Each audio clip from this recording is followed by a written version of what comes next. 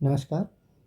आज के लेक्चर में हम पढ़ने वाले हैं छत्तीसगढ़ के मध्यकालीन इतिहास के महत्वपूर्ण वंश फणिनाग वंश, सोमवंश और छिंदकनाग वंश के बारे में। ठीक है। फणिनाग वंश को कवर्धा के फणिनाग वंश के नाम से भी जाना जाता है। कांकेर का सोमवंश, इसका मतलब है कि इसका संबंध कांकेर से था। और बस्तर का छिंदकनाग वंश, यानी कि जो छिंदकनाग वंश था यह बस्तर क्षेत्र से संबंधित था। इन तीन वंश के बारे में पढ़ेंगे। अगले लेक्चर वीडियो में हम काकतीय वंश के बारे में पढ़ेंगे। तो चलिए शुरू करते हैं। हमारा जो नागवंश में, हमें नागवंश में दो वंश के बारे में पढ़ना है। पहला फड़ी नागवंश के बारे में और दूसरा छिंदक नागवंश के बारे में। जो फड़ी नागवंश था वह कवर्धा जिले से संबंधित था, यानी कि कवर्धा क्षेत्र में इनका शासन हुआ करता था। ठीक है। इनका जो शासनकाल था वह 11वीं से 14वीं शताब्दी में माना जाता है। संस्थापक अहिराज थे। ठीक है। तो आप फड़ी नागवंश को अहिराज से रिलेट करके याद रखिएगा, क्योंकि हमें छिंदक नागवंश के बारे में भी जानना है, जिसमें जो संस्थापक हैं वह नृपति भूषण हैं। ठीक है। तो अहिराज का संबंध फड़ी नागवंश से था, इसको आप याद रखिएगा। इसका स्रोत जो है वो पचराही से प्राप्त पुरातत्व अवशेष हैं। ठीक है। इस वंश के राजा हैहयों के मांडलिक थे। जो हैहय वंश था वो कलचुरी वंश को ही माना जाता है। तो कलचुरी वंश के मांडलिक थे इस वंश के राजा। एक बुक में मुझे इसके शासकों के क्रम के बारे में पता चला था, तो मैंने इसे अपडेट कर लिया था अपनी बुक में। तो आप भी इसे याद रखिएगा। हालांकि इससे प्रश्न नहीं बनाए, लेकिन अगर कभी डीप प्रश्न बनते हैं तो इस क्रम को पूछ सकता है। तो पहला जनहू, उसके बाद लक्ष्मी वर्मा, भुवनैलमल, भीम और भोज। ठीक है। अगर प्रमुख शासकों के बारे में बात करें तो हमें तीन प्रमुख शासकों के बारे में पता करना है इसमें। पहला गोपाल देव, दूसरा रामचंद्र देव और तीसरा मोनिंग देव। मोनिंग देव अंतिम शासक थे, उनके बारे में सिर्फ इतना ही याद रखना है। गोपाल देव के बारे में, जब भी गोपाल देव का नाम आए और फड़ी नागवंश के बारे में अगर बात हो तो आपका ध्यान सीधा कवर्धा में जाना चाहिए। अगर कवर्धा में आपका ध्यान जाता है तो आपका पहला थॉट होना चाहिए भूरम देव मंदिर के बारे में। ठीक है। भूरम देव मंदिर, जिसे छत्तीसगढ़ का खजुराहो भी कहा जाता है, छत्तीसगढ़ के कला तीर्थ के नाम से भी प्रसिद्ध है। इसका निर्माण 1079 ईस्वी में हुआ था, यानी कि 11वीं शताब्दी में। छपरी के निकट चौरा ग्राम है कबीर धाम में, वहाँ पे ये इसका निर्माण किया गया था। यहाँ से पुजारी पाली शिलालेख प्राप्त होता है। भूरम देव मंदिर का निर्माण लक्ष्मण देव राय के द्वारा करवाया गया था गोपाल देव के शासनकाल में। इन चीज़ों को याद रखिएगा। अगर किस शासक के शासनकाल में निर्माण हुआ था तो आपको याद रखना है गोपाल देव। किसने करवाया था अगर पूछता है तो आपको याद रखना है लक्ष्मण देव राय। यह सप्तभूमि शैली या नागर शैली या फिर चंदेल शैली, तीनों एक ही शैलियों के नाम हैं, इसमें बना हुआ है, जिसे छत्तीसगढ़ का खजुराहो और कला तीर्थ भी कहा जाता है। ठीक है। अगला नाम याद रखना है आपको रामचंद्र देव का।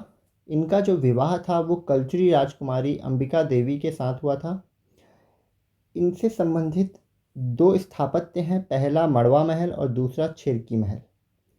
मड़वा महल, याद रखिएगा कि इनका जो विवाह था वो अंबिका देवी के साथ हुआ था, जिनकी स्मृति में इन्होंने मड़वा महल का निर्माण करवाया, या जिनके लिए इन्होंने मड़वा महल का निर्माण करवाया, छपरी ग्राम में 1349 में। दो डेट हमने याद रखी अभी। 1079 भूरम देव से संबंधित है और दूसरा 1349 ये मड़वा महल से संबंधित है, 14वीं शताब्दी में। ठीक है। इसके गर्भगृह में शिवलिंग स्थापित है जो 16 स्तंभों पर टिका हुआ है। दूसरा याद रखना है आपको छिरकी महल, चौरा ग्राम कबीर धाम में। ठीक। इसके बाद अंतिम शासक हैं मोनिंग देव। फड़ी नागवंश के बारे में इतनी जानकारी ही याद रखनी है। इसके बाद जो अगला वंश आता है वह है कांकेर का सोमवंश। इनका जो शासनकाल था वो 13वीं-14वीं शताब्दी में माना जाता है। इनके संस्थापक हैं सिंहराज। ठीक है। तो स और स को एक साथ रिलेट करके याद रख लीजिएगा कि सोमवंश के संस्थापक हैं सिंहराज। स्त्रोत के बारे में बात करें तो इस वंश की जानकारी हमें सिहावा ताम्रपत्र से, तहनकापारा ताम्रपत्र से और कांकेर शिलालेख से प्राप्त होती है। अगर वंश क्रम के बारे में देखें तो सिंहराज इसके संस्थापक थे। सिंहराज के बाद हुए व्याघराज और वोपदेव। ऐसी जानकारी प्राप्त होती है कि वोपदेव के समय इस वंश की 3 शाखाएं बन चुकी थीं, जिनके 3 पुत्रों के कारण, जिनके 3 पुत्र थे कर्णराज, कृष्णराज और सोमराज। ठीक है। कृष्णराज के पुत्र हुए जैतराज, जैतराज के पुत्र सोमचंद्र और उनके पुत्र हुए भानुदेव। कर्णराज का सिहावा ताम्रपत्र और भानुदेव का कांकेर ताम्रपत्र प्राप्त होता है। सोमराज के पुत्र हुए पंपराज, जिनका ताम्रपत्र था तहनका पार ताम्रपत्र, जो बस्तर के क्षेत्र से प्राप्त हुआ है। इसी तहनका पार ताम्रपत्र में हमें वर्णन मिलता है कि बोपदेव के समय सोमवंश की 3 शाखाएं हो गई थीं, जिसमें पहली शाखा कर्णराज के द्वारा स्थापित की गई थी, जिसकी जानकारी सिहावा अभिलेख से प्राप्त होती है। 1091 ईस्वी में इन्होंने देवहद, जो सिहावा का प्राचीन नाम माना जाता है, में 5 मंदिरों का निर्माण करवाया और 6वें मंदिर का निर्माण भोपल्ला देवी के नाम से कराया था। दूसरी शाखा जो बस्तर में थी, इसका वर्णन या उल्लेख हमें तहनका पार ताम्रपत्र से प्राप्त होता है, जिसका संबंध पंपराज से है।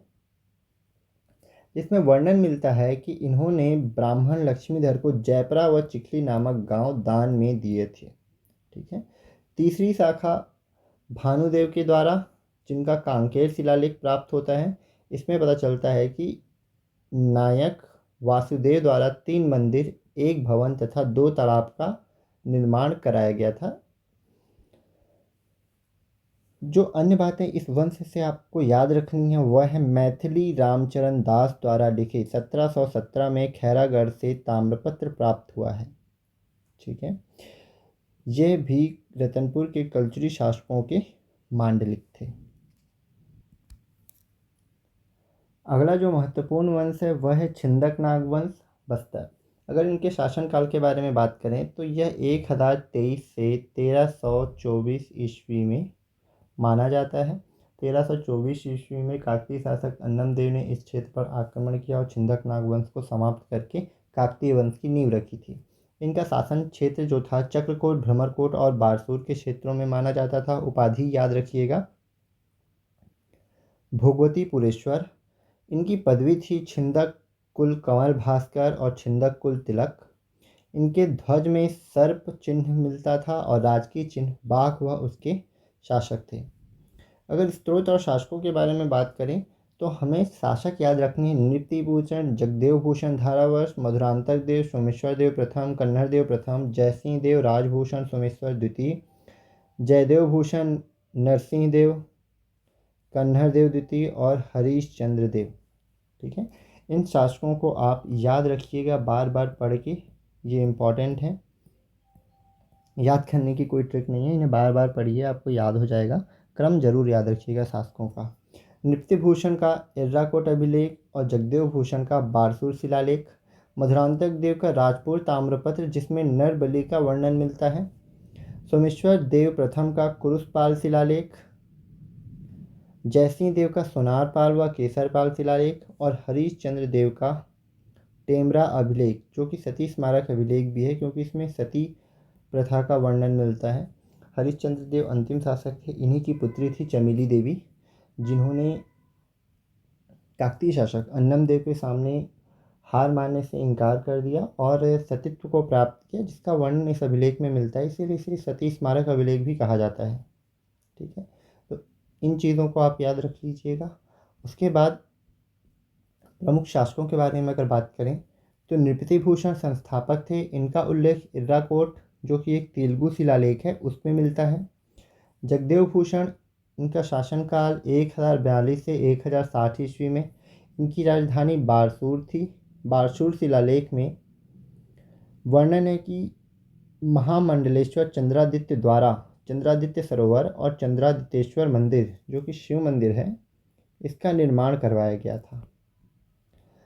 धारावर्ष की वृद्धावस्था के समय सोमेश्वर देव अल्पायु थे, यानी बाल्यावस्था में थे, जिसके कारण उनकी जो बहन थी मासक देवी, उन्होंने 1061 से 64 ईस्वी तक राज्यभार संभाला था उसके बाद मधुरांतक देव और सोमेश्वर देव में सत्ता का संघर्ष हुआ, जिसमें पहले मधुरांतक देव विजय हुआ, जिसके बाद इन्होंने शासन का कार्यभार संभाला। इनकी राजधानी राजपुर थी। यह माना जाता है, यानी कि राजपुर शिलालेख में यह उल्लेख है कि यह माणिकेश्वरी देवी यानी कि दंतेश्वरी देवी के भक्त थे, और इसी शिलालेख में नरबली हेतु राजपुर ग्राम दान में देने का उल्लेख है। इसके बाद सोमेश्वर देव प्रथम एक महत्वपूर्ण शासक थे। 1069 से 1111 ईस्वी तक इन्होंने शासन किया था। इनके शासनकाल को बस्तर का स्वर्ण काल भी कहा जाता है। ठीक है। इनका जो संघर्ष हुआ था मधुरांतक देव के साथ हुआ था। पहले मधुरांतक देव विजय हुए थे, लेकिन बाद में इन्होंने सत्ता को अपने कब्जे में कर लिया, सत्ता पर विजय प्राप्त की और शासन किया। इनकी उपाधि थी महाराजाधिराज परमभट्टारक परमेश्वर। इनकी जानकारी जो है वो कुरुषपाल अभिलेख से मिलती है। कुरुषपाल अभिलेख में ही वर्णन मिलता है कि मधुरांतक देव का वध किया था इन्होंने। इसके साथ ही उस अभिलेख में इनके साम्राज्य विस्तार और विजय यात्राओं का भी वर्णन मिलता है। इनके कुछ स्वर्ण सिक्के बिलासपुर से भी प्राप्त हुए हैं। अगर विजय अभियान के बारे में बात करें तो उस शिलालेख में 7 विजय अभियानों के बारे में वर्णन मिलता है, जैसे कि उड्र, वेंगी, लेमड़ा, लांजी, वज्र, भद्रपत्तन और एक रतनपुर शासक पृथ्वीदेव प्रथम को परास्त किया था, जो कि कलचुरी वंश से संबंधित थे। उड्र उस समय के ओडिशा क्षेत्र को कहा जाता था, जहां सोमवंशी शासक उद्योत केसरी महाभौगुप्त चतुर्थ को परास्त किया था इन्होंने। वेंगी जो गोदावरी और कृष्णा नदी के बीच के क्षेत्र था, वहां पे वेंगी नरेश वीरचोट को परास्त किया था। लीमड़ा लवन बलौदा बाजार के क्षेत्र को कहा जाता था। लांजी बालाघाट क्षेत्र को वज्र बैरागढ़ महाराष्ट्र भद्रपत्तन भांडक नगर को कहा जाता था, और इसके साथ ही रतनपुर शासक पृथ्वीदेव प्रथम को परास्त किया था। पृथ्वीदेव प्रथम के पुत्र हुए जाजलदेव प्रथम, जिन्होंने इनके क्षेत्र पर आक्रमण किया अपने पिता की हार का बदला लेने के लिए, और इन्हें इनके मंत्रियों और रानियों सहित बंदी बनाया। हालांकि इनकी माता गुंड महादेवी के अनुरोध पर बाद में इन्हें छोड़ दिया था। ठीक है। इस बात से यह पता चलता है कि उस समय स्त्रियों का सम्मान किया जाता था। अगर निर्माण कार्य के बारे में बात करें तो 2 मंदिर याद रखिएगा। पहला विष्णु मंदिर है और दूसरा बत्तीसा मंदिर है। एक विष्णु मंदिर है और दूसरा है शिव मंदिर। ठीक है। विष्णु मंदिर नारायणपाल बस्तर में याद रखिएगा, जहाँ पे इन्होंने अपनी माता गुंड महादेवी की अनन्य विष्णु भक्ति के कारण इस मंदिर का निर्माण करवाया था। और बत्तीसा मंदिर बारसूर दंतेवाड़ा में याद रखिएगा, जो कि एक शिव मंदिर है, जिसका निर्माण इन्होंने अपनी पत्नी के कहने पे या पत्नी के लिए करवाया था। यह जो शिव मंदिर है ये जुड़वा मंदिर है। इसमें दो शिवलिंग स्थापित हैं। इसके गर्भगृह में 2 शिवलिंग स्थापित हैं। जुड़वा मंदिर इसलिए कहा जाता है क्योंकि सेम 2 हिस्सों में बना हुआ है। सेम शिवलिंग है, सेम नंदी विराजमान है, जिन्हें देखकर ऐसा लगता है कि पहला वाला जो है वो दूसरे वाले की इमेज है, इसलिए इसे जुड़वा मंदिर माना जाता है, कहा जाता है। और यह मंदिर जो है वो 32 खंभों पर टिका हुआ है।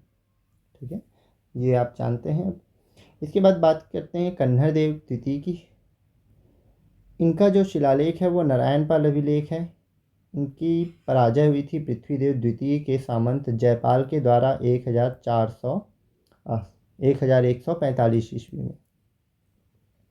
फिर जयसिंह देव, इनके स्त्रोत हैं सोनारपाल और केसारपाल अभिलेख।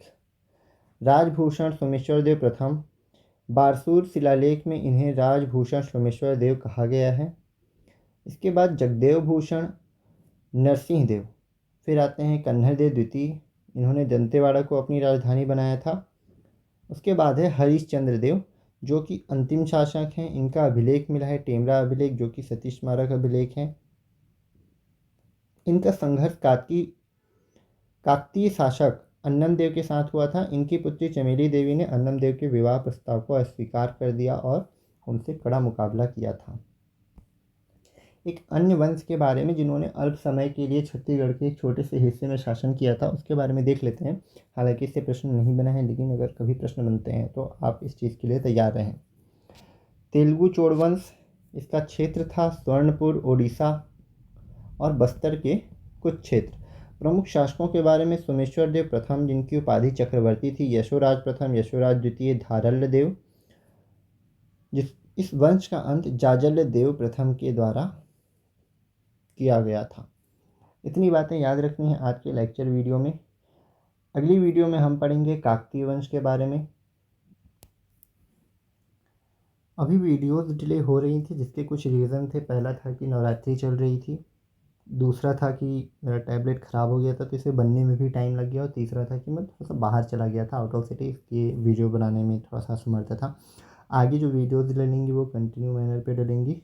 इसके जो नोट्स हैं वो आपको प्रोवाइड कर दिए जाएंगे। अगर आप चैनल पे नए हैं तो आप सब्सक्राइब कर दीजिए ताकि जो आगे वीडियोस आते हैं, क्योंकि यह सीरीज़ कंटिन्यू रहेगी जिसमें शॉर्ट नोट्स प्रोवाइड किए जाएंगे। बेसिकली जैसे ही प्री आएगा तो एक लंबी वीडियोस चलने लगेंगी जो शॉर्ट नोट्स पे बेस्ड रहेंगी, तो आपके लिए ही बेनिफिशियल रहेगा। बाद में इसमें एमसीक्यू पोर्शंस जो नए प्रश्न बनते हैं पीएससी पैटर्न के, उस टाइप के प्रश्न भी डलेंगे। तो बेसिकली ये चैनल आपके लिए बेनिफिशियल ही रहेगा। तो आप सब्सक्राइब कर सकते हैं, बेल आइकन दबा सकते हैं ताकि आपको जो नोटिफिकेशन है वो तुरंत मिल जाए। मिलते हैं अगली वीडियो में। धन्यवाद।